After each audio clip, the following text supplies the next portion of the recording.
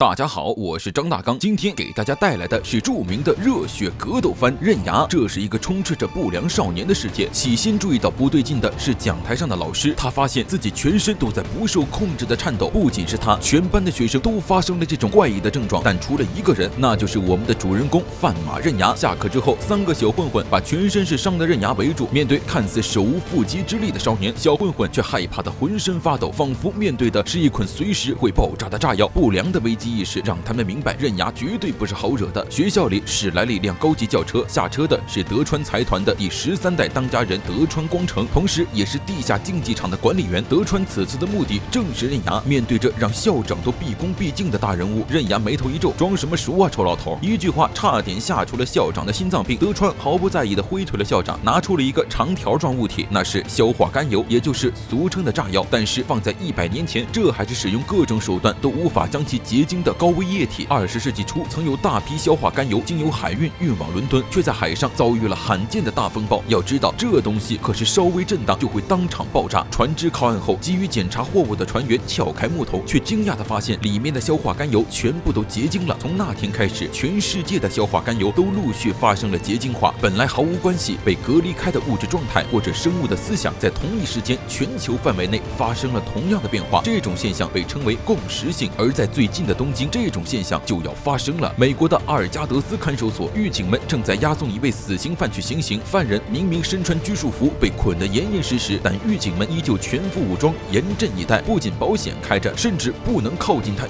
米以内，要将他当成口含剧毒的大型猛兽。来到行刑房间，名为多利安的重案犯被押上绞刑架。当神父问起他有什么遗言的时候，多利安咧嘴一笑，说自己想尝尝败北的滋味。吓得不轻的神父立刻拉下开关，多利安脚下瞬间悬空，绳索被绷直，多利安不断的踢腿，蹬着双脚挣扎着，10分钟之后便彻底没了动静。狱警们放下多利安，由医生确认他是否已经死亡。但当医生将听诊器放上去的时候，却听到了有力的心跳。多利安睁开双眼，猛地抱起，飞起一脚，直接踹死了2名狱警。他很轻松地崩开了自己身上的拘束服，双眼发红的朝着瑟瑟发抖的众人走去。等到房门再次打开，眼前的一幕让所有人毛骨悚然，屋内人都被整整齐齐地吊在了绳子上。多利安不知所踪，只在墙壁上留下了一则由鲜血写就的消息：诸位绅士，东京见。与此同时，在英国的卡利欧斯看守所，重刑犯多尔即将被执行电刑，而他的遗言也是想尝尝败北的滋味。负责行刑的狱警对此进行毫不留情的嘲笑，随即命令医生开始行刑。恐怖的电流瞬间传遍全身，多尔不受控制的浑身抽搐，口吐白沫，眼睛也开始往外渗血，不一会儿就浑身冒烟，彻底没了动静。但就当狱警走近查看的时候，多尔突然暴起，瞬间就给2位看守爆了头。惊慌失措的狱警拔出手枪向多尔扫射，但多尔甚至连眼罩都没有摘，就赶在子弹击中自己之前一拳打死了狱警，走向接应自己的飞机。他的目的同样也是东京。无独有偶，俄罗斯埃文斯看守所，死刑犯西科尔斯基徒手爬上了100米高的光滑金属墙，打死了俄罗斯英雄加连，并在墙上留下了和前2人一样的讯息。顶着漫天的风雪前往东京。美国 L5 水下看守所，一位教授将要去提问重刑犯斯别克，在见面之前，狱警勒令他卸下全身上下所有的金属。曾经斯别克仅用一个齿条就撬开了送餐口，